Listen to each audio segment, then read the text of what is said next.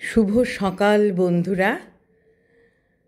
আজ 27শে জানুয়ারি 2025, শুভ সোমবার।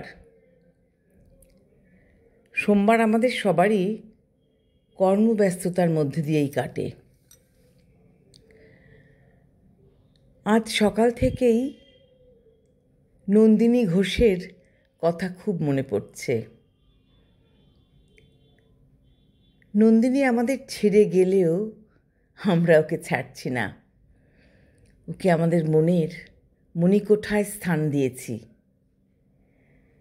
আজ প্রভাতী চর্চায় তাই নন্দিনীকে অনেক ভালোবাসা জানিয়ে ওর কবিতা এনেছি আজ। হৃদয়ে যখন কাব্যময়। নন্দিনীর সম্পর্কে অনেকেই জানেন, যারা জানেন না তাদেরকে একটু মনে করিয়ে দেব। একাডেমিক ক্ষেত্রে ডক্টর নন্দিনী ঘোষের অগ্রগতি ছিল রাজপথের মতো ঋজু ও মসৃণ। স্কুলে ভর্তি হওয়া থেকে শুরু করে মাধ্যমিক, উচ্চ মাধ্যমিক, স্নাতক, স্নাতকোত্তর এবং ডক্টরেট ডিগ্রি লাভ করেন। মাত্র 30 বছর বয়সে সে হলো বিশ্ববিদ্যালয়ের অধ্যাপিকা। ইতিমধ্যে সে উত্তীর্ণ হয়েছে আরও কিছু প্রতিযোগিতামূলক পরীক্ষায়, পেয়েছে জাতীয় স্তরের ও আন্তর্জাতিক পুরস্কার এবং একাধিকবার আন্তর্জাতিক সংস্থার আহ্বানে ইউরোপ, আমেরিকায় গিয়ে সে তার গবেষণাপত্র উপস্থাপন করেছে।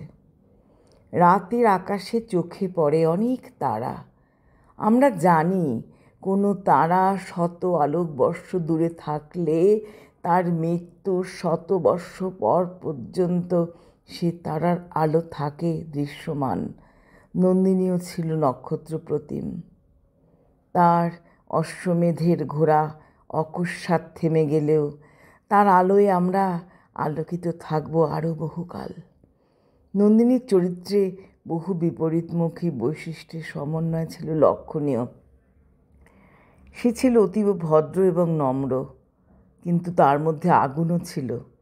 চোখের সামনে কোনো অন্যায় দেখলে দপ করে চকিতে জ্বলে উঠত সে আগুন। সে অন্যায়কারীরা তাকে ভয় পেত, সমীহ করত। অবশ্য সে আগুনে যত না উত্তাপ ছিল, তার অধিক ছিল স্নিগ্ধতা। সে আগুন ঘর জ্বালাবার আগুন ছিল না, ছিল পথ প্রদর্শকের মশাল। আমার খুব প্রিয় এই নন্দিনীর কথা বলতে গিয়ে একটু গলাটা, একটু চোখটা ঝাপসা হয়ে আসছে। তবুও বলতে হবে, আমাদের চলতে হবে, হৃদয়ে ধরতে হবে।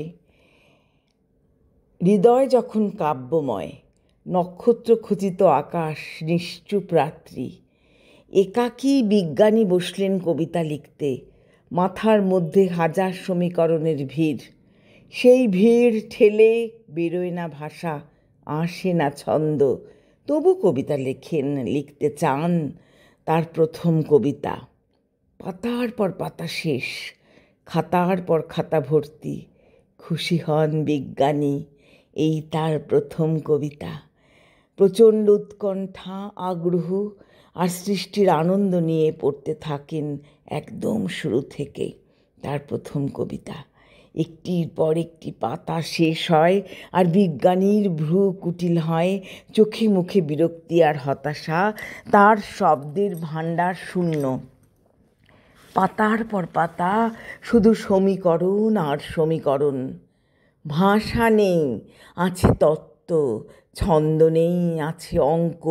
সমীকরণের সমুদ্র, বিজ্ঞানী দিশাহীন। হঠাৎ বিজ্ঞানীর মনে উঠল এক আলোড়ন। কে যেন বলে উঠল, এ সমীকরণ সত্য, এ সমীকরণ অনন্ত, এ সমীকরণ তার ঈশ্বর, এ সমীকরণ তার ভালোবাসা, এ সমীকরণ তার সুখ দুঃখ, তার ব্যথা, তার জীবন। তাই এই কবিতা তার প্রথম কবিতা।